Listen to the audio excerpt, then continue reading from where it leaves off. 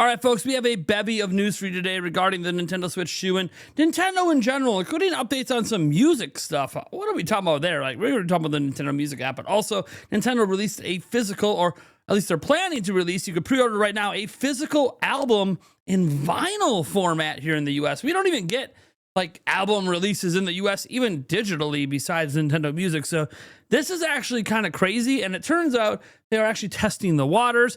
We have some game announcements as well. And look, Nintendo's lawsuit against PalWorld might have just gotten a bit of a blow against Nintendo. And depending on what side of the coin you seem to be supporting, this is either a win or a negative. I will give you my opinion when we get to that part of the show. That said, we do have 2 active giveaways going on. The first one is for 3 copies of Age of Imprisonment that releases next week. You're going to want to get in on that so you can maybe get your copy before it comes out, or really the day it comes out.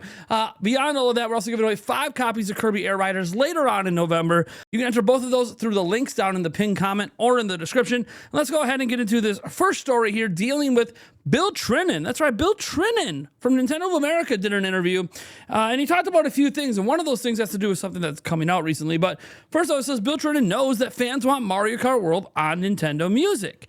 Very interesting. So in this interview on the Washington Post, which I can't show you the interview because it's locked behind a paywall, he said, "I can't go into too much detail, but I can say that it does actually take time and work to prepare soundtracks for Nintendo Music. And that soundtrack is particularly robust. It's a matter of looking at the calendar and saying whether something might fit or not.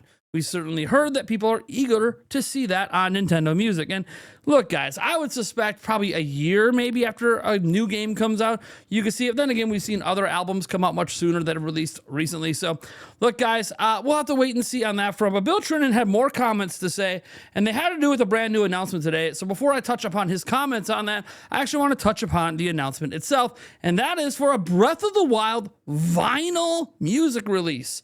That's right. Look at this. Look at this. It is an 8 vinyl record pack. These are literally physical vinyl records you can play on a record player. So let's get to what it says here. From the haunting piano notes of the main theme to the heart-swelling orchestral final of Epilogue, The Legend of Zelda Breath of the Wild has one of the most memorable and unique soundtracks in the epic adventure game series, and soon you'll be able to bring the feeling of traversing the vast fields of Hyrule with you into this world by pre-purchasing the new vinyl collection of The Legend of Zelda Breath of the Wild soundtrack. Nintendo has partnered with Laced Records to bring the sweeping music of The Legend of Zelda Breath of the Wild to fans with collectible vinyl collaborations arriving June 19th, 2026. So kind of like a 40th anniversary release here, a double LP and epic 8 LP box set with both available as limited edition colored vinyl or standard black vinyl, and featuring archival artwork created by the game development team. Pre-purchase for the limited edition colored vinyl collections is available today on the My Nintendo store and at Laced Records. I actually debating on getting my hands on it. In fact, well, how much is it? I actually haven't looked at the price here. Let's go. We want well, let's go US, Canada, My Nintendo store. Let's see. Let's say we want the 8 LP set. Just kind of, okay, $194.99. Just wanted to put that out there. The two set, let's see here. The 2 LP set is $50. This is obviously a much more obtainable for most people, but if you really want that limited edition colored 8-pack, it's going to be about $200. Okay, getting back to the news here. The limited edition double LP set features blue and white marbled heavyweight discs packaged in a white spined outer sleeve with printer inner sleeve. The limited edition 8 LP box set features alternative blue and gold splatter effect heavyweight discs with printed disc inners and spined inner sleeves. Housed in a rigid board dual slipcase, these limited edition versions will be available directly from Laced Records, My Nintendo Store, Nintendo New York, and Nintendo San Francisco while supplies last. The standard edition black vinyl versions will be available at select retailers. The 8 LP Legend of Zelda Breath of the Wild soundtrack box set includes 130 tracks, all newly remastered for the vinyl format. Each of the 8 discs is sequenced around a theme which mirrors the progression of the game experience. Themes revolve around exploring the kingdom of Hyrule, freeing the divine beasts from Calamity Ganon's hold, and discovering the mysteries of the shrines. The double LP set features 34 select tracks, including fan favorite musical cues like the Overworld Day, Great Fairy Fountain, and Hyrule Castle, all chosen to create an oral landscape that transports listeners back to the final days of the Great Calamity. The Legend of Zelda Breath of the Wild is one of the first major Nintendo game soundtracks being made available on vinyl outside of Japan, and these collections highlight the game's distinct musical palette, created by composers Manaka Katoka, Yasuki Iwata, Hijami Iwake, and Soshi Abe, from the gentle piano that underscores the opening world exploration to the rhythmic tension of enemy battles to the alien sounds that accompanied Sheikah technology. The soundtrack of The Legend of Zelda Breath of the Wild is also available to stream through Nintendo Music as an exclusive smart device app for Switch Online. Members featuring the music from an array of Nintendo titles ranging from the original Legend of Zelda game to Mario Galaxy, Kirby Forgotten Land, and more. But this is the set right here. This is the 8 set. Looks pretty amazing with the limited color variant. Obviously, this is what the $200 set here. You can see the art that's included with this stuff. Obviously, you know, the 2-pack is less and cheaper, but there you go. And I wanted to throw an additional addendum in here. In that interview with Bill Trinen, he's asked about this vinyl set. So apparently they knew about this vinyl set before the interview was done. Obviously, it didn't leak or anything, which is good.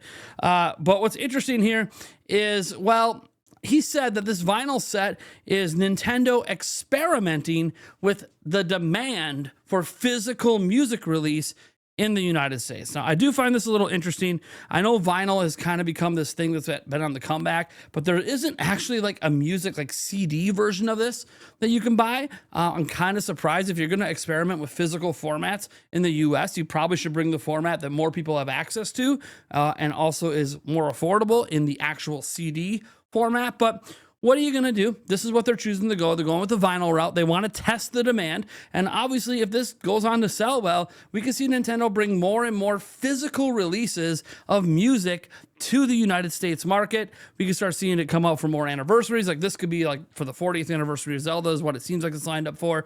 But you could see other anniversaries, maybe a Metroid one next year. It is also the 40th anniversary of Metroid. It would just be nice to see this sell well because it will convince Nintendo. I know it's expensive, but it will convince Nintendo to bring more and more physical releases to the United States. Again, they do have a cheaper version with just 34 tracks for $50. Again, would like to see them release full CDs or even the ability to buy full high quality sound versions of this. Like right now, the biggest thing Nintendo pushes is Nintendo Music. That was our first news story. And I love Nintendo Music. I obviously stream a lot of music in general. So I'm happy with Nintendo Music. However, it's not the highest quality all the time to stream. People want local versions. And there are people that sell like full music albums that have the high quality audio files associated with it that are quite large and often not used in streaming services. Or if they are, there's some quality loss through the whole streaming process. They sell those albums. People like to buy it and listen to that higher version, quality version locally on their own hardware, their computer, their music players, whatever. I would like to see Nintendo also go that route. Like not just sell these, but go even digital and sell high quality albums with the high quality files that you can download locally through anywhere, all the various places that you can buy music from. I would like to see that become a thing as well. But hey, this is a step in the right direction. We'll see how well it sells. Man, I hope it's still available like a month from now when I can actually afford to pre-order. I can't afford to plop down that money right now because we have those giveaways going on. But next month, I would love to plop down and get my hands all over those juicy, juicy limited edition vinyls. All right. Now we got to get to some weird news, some unfortunate news, but it is what it is. There is leaks surrounding Pokopia. A playable demo I don't even want to call it a demo, a prototype version from the Terra leak has been recompiled from Unity. Apparently it was made in Unity and it is playable. We actually learned something really cool about who's making the games through all of this, but Pokopia, yeah, it's now playable and leaked online, at least a playable it's not the full game. And it's not even what the game looks like today, but it's like a concept is playable, right? And it's over here at Central Leaks. We'll look at this in a moment. The Massive Terror Leak provided plenty of information on the Pokemon franchise, and now a playable version of the upcoming Pokopia found its way online. It's obviously an early version of the Pokemon farming sim and fully playable in Unity. So we're going to go ahead and take a look at this over here because there's something interesting about this. So you can see it right here. You can kind of see it going. We'll full screen this for a moment. Yeah, this is like an early, obviously, prototype stage. This is not what the final one looks like. You can see, this is more like we're just testing mechanics and all of that, testing out the idea of the game. And obviously, this is probably used as a presentation at some point. But what's more interesting about this story is that it originally was obviously more like Stardew Valley and Minecraft. But this is where the details get really cool. Yeah, there's a link to download. But interesting, Pokopia was originally a Game Freak project. It was later that they decided to outsource it to Koei Tecmo. So Koei Tecmo is actually the ones making this game. And we have to make sure, to shout out who made this original discovery. It was actually not Central Leaks. It was this user, Rydog E, Freak Leak, Terror Leak. You see him talking about it on October 27th. I'm not kidding. I may have just found something effing huge. And then this is what he posted on the 27th. A screenshot of it. He didn't obviously show it running here, but he's got various screenshots of it. So the point is, he's the first person to discover this within the Terra Leak. Obviously, Central Leaks has the link to it being playable and all of that. So, I wish Central Leaks would give proper credit to who initially discovered this, but it is what it is. Central Leaks does this a lot where they don't always give credit, even though they end up being a fairly good source for Pokemon leaks. It's still like, I believe in giving proper credit, even in situations like this where we're dealing with nefarious ways in which things are leaking on the internet. So anyways, it's kind of cool, and we learned that Koei Tecmo is behind it. I think that's interesting. Let's move on now to our next story. There's an ongoing lawsuit between PalWorld and Nintendo, or maybe we should reframe this correctly. The lawsuit is Pocket Pair versus the Pokemon Company and Nintendo. So TPC is actually the headliner of this lawsuit against Pocket Pair with Nintendo in support. Obviously, it's all like one shared legal team, so I don't know if that distinction matters much, but this has been the brux of ire of many online. A lot of people started getting super angry at Nintendo, and this whole wave of negativity that everyone thinks started with Switch 2 actually began with this very lawsuit a little over a year ago. And that is because Nintendo didn't go after them from copyright. It'd be one thing if they did that, if they could prove that Pocket Pair used Pokemon designs and some sort of generative AI thing to create their own stuff.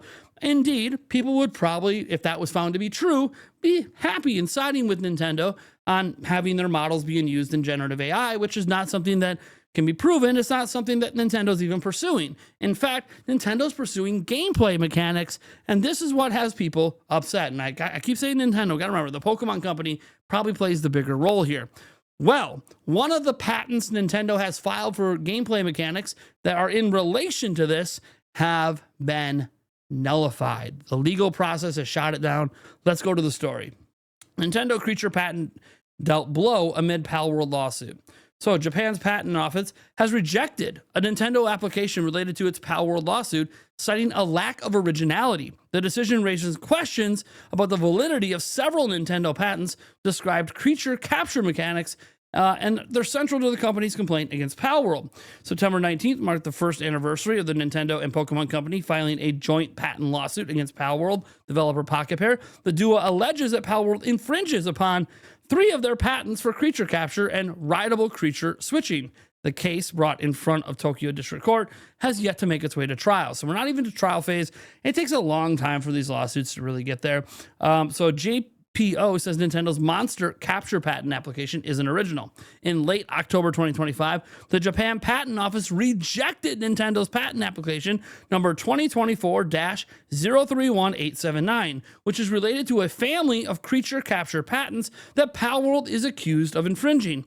A JPO patent examiner found that the application lacks originality to be deemed an invention, citing prior art such as Monster Hunter 4, Ark Survival Evolved, Gacha Browser Game, Kantami Collection, and Pocket Pair's own Craftopia, and even Pokemon Go.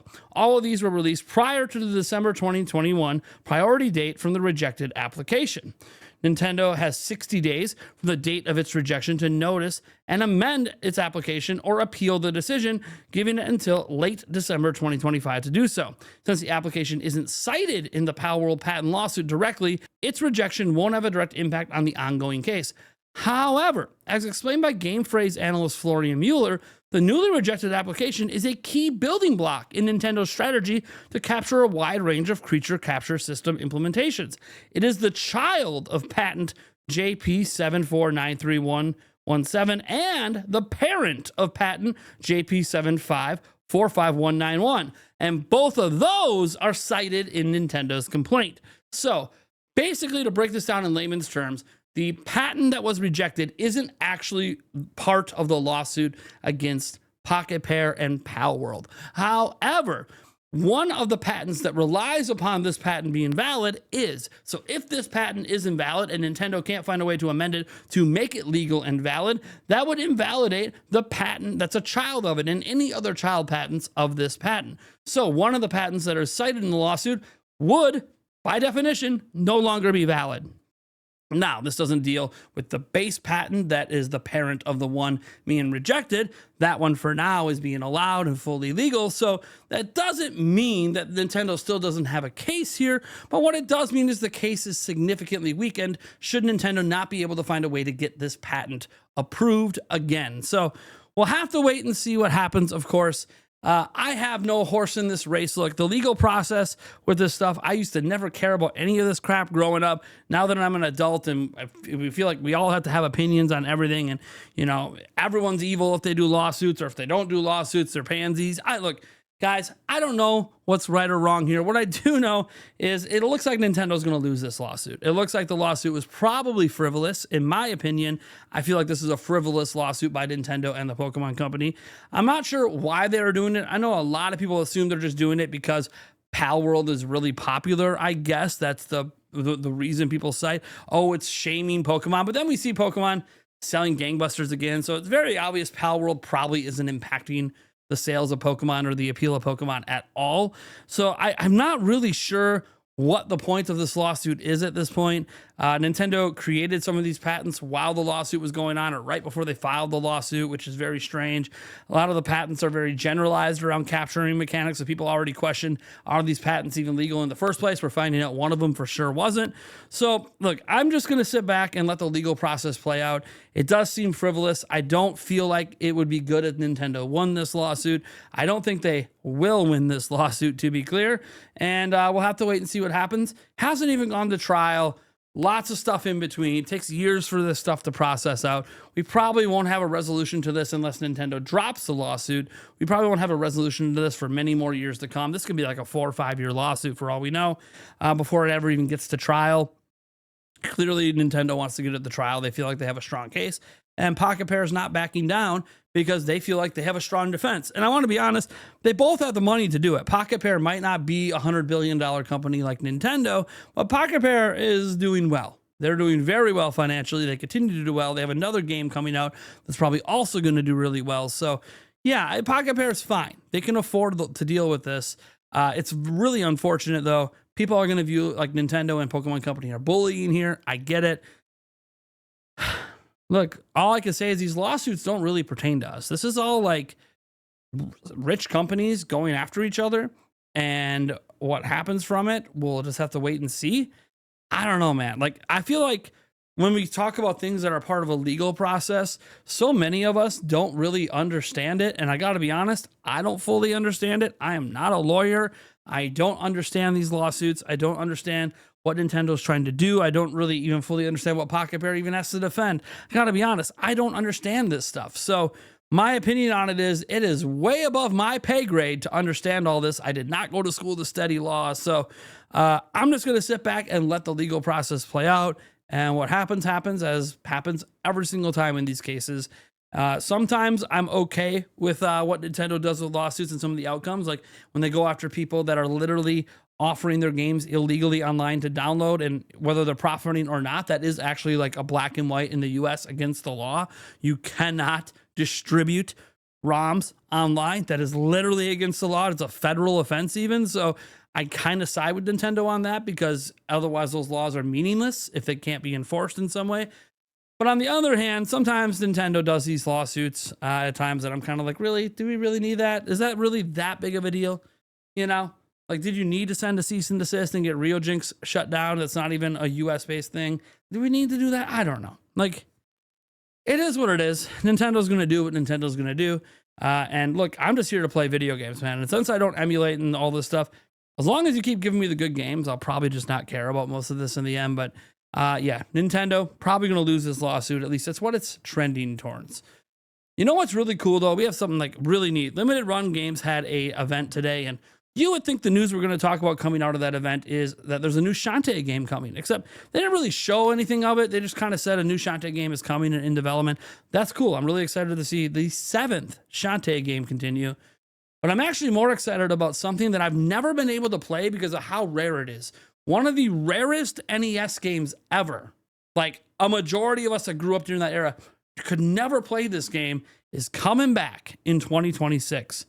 Rare NES platformer Little Samson is coming in 2026. We'll just give a brief little look here at it so you guys can understand what this game is. This was a game that released back in the NES era, but it didn't sell very well, and there were very few copies, and it's actually one of the rarest NES games out there. Very expensive to get your hands on it. So even if you just want to play it, chances are you're doing ROMs online. And I just said, I don't really do ROMs. I don't really do emulation online.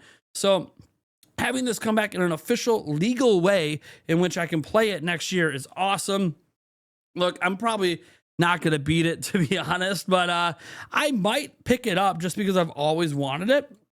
And, you know, it's coming to Switch, PS, PlayStation 5, Steam, etc. And one of the cool things here is some of the announcements surrounding this. So as we look here, it says Limited Run Games has announced it's bringing the NES scrolling platform Little Samson to Switch in 2026. It released in 1992, and that's one of the reasons why it became rare is because we were already kind of moving on to the Super Nintendo era at the time. And it was directed by former Capcom designer Shinichi Yomishoto, who made like Strider, Ghouls and Ghosts, etc. Little Samson sees you controlling one of 4 characters: the Eponus Samson, a dragon called Kakira, the golem Gam, or the mouse called KO. Each character controls a little different. But, you know, in more recent years, Little Samson's become something of a collector's item. It's infamously one of the more expensive NES games out there, with copies going for hundreds, if not thousands of dollars online. Well, that won't be a problem. Limited Run Games' Carbon Engine port will make it more accessible to all. Amazingly, we asked Limited Run Games' Josh Fairhurst about Little Samson when they were interviewing him back in 2022. Here's what they said back in 2022. It's super high on games I want to do, but no one knows where the rights are. We reached out to Tato, and they said they might be with the owner. So we found the owner, who was originally hard to find, and he said, I don't know who has the rights. So now we're basically at a dead end. Who has the rights to Little Samson? No idea. Obviously, they were able to figure it out. They wanted to do Little Samson years ago.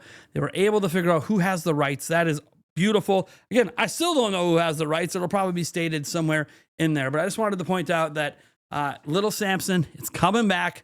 Those of us that remember this game or remember hearing about this game or have ever looked for the rarest NES games, we get a chance to play this game next year. All right. Last thing I want to talk about is eShop sales. We don't talk about eShop sales all that often unless it's extremely notable. And we have some of the best eShop sales today. I think even Cyberpunk is on sale, but let's go look at some of the sales that we have here over at Deku Deals, one of the best websites for tracking all of this stuff online. You see Dredge and Overcooked 2, super cheap. Spiritfarer, super cheap. Witcher 3 Wild Hunt down to 15. Luigi's Mansion 2 HD. People always say, Nintendo games never go on sale. Well, dude, that game came out last year. Now it's $42. Echoes of Wisdom, an actual brand new game, not a re-release. That came out last winter. We're seeing that down to $45.99. See, Nintendo does do game sales. You just got to pay attention. You got to pay attention, but Nintendo does them. No Man's Sky, by the way, free update for Switch 2. You can now get that for $23.99. That's really cool. And there's a whole bunch of them. Mario and Rabbids Sparks of Hope down to $16.19, 73% off. Persona 5 Tactica, Kingdom Come Deliverance Royal Edition. That's a great price for how good that game is.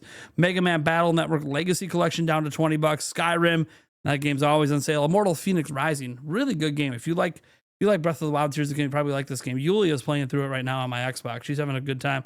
But I believe Cyberpunk is even on sale. I haven't used this website in a while here. Let's just go by like release year 2025. Yeah, Cyberpunk right here, we're seeing down to $40. That's what I thought. The low, you can see it's got the tag lowest price ever. What an insane sale there when you see Cyberpunk down to $40. Seeing Rune Factory down to $40. No Sleep for Konami down to $30. Split Fiction on sale as well. Mario Kart World. I don't know if this is just like, hey, we're putting this on sale for the holidays, or maybe Nintendo's realizing the $80 price point might not be palpable. Maybe 70 is what the game should have been. I'm just saying. I know this isn't a physical sale, it's a digital sale, but I'm just pointing out here, the launch game for Switch 2 is on sale. I don't know if that's ever happened this quickly before. Kirby and the Forgotten Land with the Starcross World. Again, an $80 thing that included the DLC down to again, Nintendo might be recognizing this $80 price just might not work in the marketplace. Our speaking with our wallets might be working.